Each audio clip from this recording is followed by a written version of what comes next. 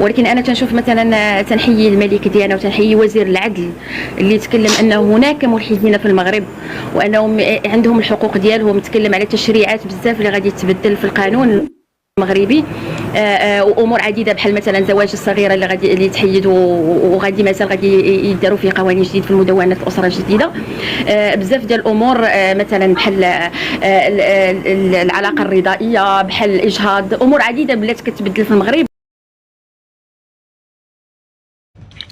وبصفتي أمير المؤمنين وكما قلت في خطاب تقديم مدونة أمام البرلمان، فإنني لن أحل ما حرم الله ولن أحرم ما أحل الله، لا سيما في المسائل التي تؤطرها نصوص قرآنية قطعية. ومن هنا نحرص أن يتم ذلك في إطار مقاصد الشريعة الإسلامية وخصوصيات المجتمع المغربي، مع اعتماد الاعتدال والاجتهاد المنفتح والتشاور والحوار وإشراك جميع المؤسسات والفعاليات المعنية.